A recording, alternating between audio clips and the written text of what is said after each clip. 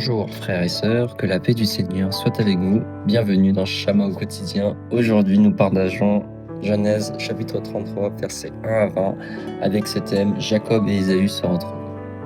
Dans ce passage nous voyons une scène très forte. Deux frères, séparés depuis des années par la tromperie, la peur et la rancune, se retrouvent enfin. Jacob avait trompé son frère Ésaü et lui avait pris la bénédiction. Depuis, il vivait avec cette histoire dans son passé et maintenant il doit faire face. Dans le chapitre précédent, Jacob a rencontré Dieu au gué du Yabok.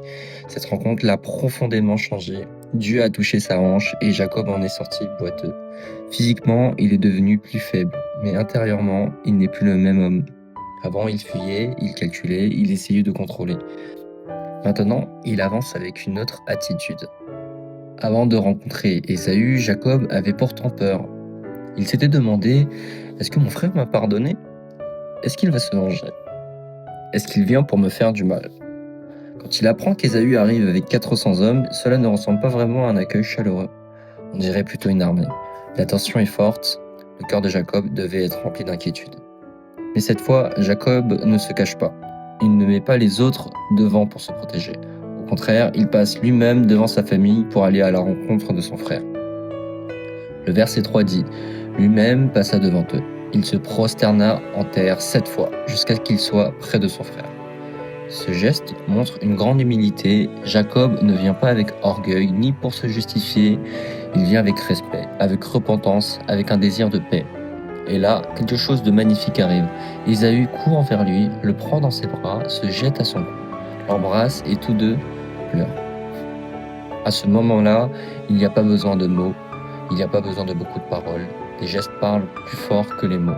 Les larmes montrent l'accueil, le pardon et la guérison. Ce qui était cassé commence à être réparé. Ensuite, les femmes et les enfants de Jacob s'approchent aussi et se prosternèrent. Puis Jacob insiste pour offrir à Ésaü les nombreux cadeaux qu'il avait préparés. Des chèvres, des brebis, des béliers, des chameaux, des vaches, des ânes, etc. C'est un très grand présent. Ésaü lui dit « Mon frère, j'ai suffisamment de biens, garde ce qui est à toi. » Mais Jacob répond « Non, je te prie, si j'ai trouvé grâce à tes yeux, accepte ce présent de ma main, car j'ai regardé de ton visage comme on regarde le visage de Dieu. Tu m'as accueilli favorablement. » Ces cadeaux ne sont pas seulement des richesses, ils expriment quelque chose de plus profond. Jacob veut réparer ce qu'il a fait dans le passé. Lui qui avait pris la bénédiction de son frère veut maintenant lui offrir quelque chose. C'est un geste d'humilité, de repentance et de réconciliation. Jacob comprend que Dieu l'a déjà béni. Il n'a plus besoin de voler, de manipuler ou de prendre par sa propre force.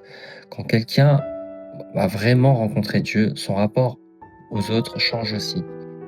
Finalement, Ésaü accepte les cadeaux. Les deux frères sont réconciliés, puis Ésaü repart vers Séhir et Jacob part vers Sukkot. Jacob y construit une maison pour lui-même et des abris pour son bétail. Ensuite, il arrive dans le pays de Canaan, près de Sichem, où il achète un terrain. Ce détail est important. Les deux frères sont réconciliés, mais ils ne vivent pas forcément ensemble. Cela nous enseigne que la réconciliation est possible, même si parfois il faut garder des limites sages et une distance saine. Pardonner ne veut pas toujours dire reprendre exactement la même relation qu'avant, mais cela veut dire sortir de la haine, de la peur et de l'amertume. Frères et sœurs, nous aussi, parfois, nous ressemblons à Jacob. Nous voulons saisir des choses, la réussite, l'honneur, l'intérêt personnel, la reconnaissance, et parfois dans ce désir de tout contrôler, nous blessons des relations. Mais Dieu veut transformer notre cœur. Il veut nous apprendre l'humilité, la repentance, le pardon et la sagesse pour reconstruire ce qui a été brisé. Que le Seigneur nous aide à ne pas fuir nos responsabilités, qu'il nous donne le courage de faire le premier pas, de demander pardon, de chercher la paix et de vivre la réconciliation selon sa volonté. Que Dieu nous fasse sortir de la rancune pour marcher dans le pardon. Frères et sœurs, que Dieu vous bénisse.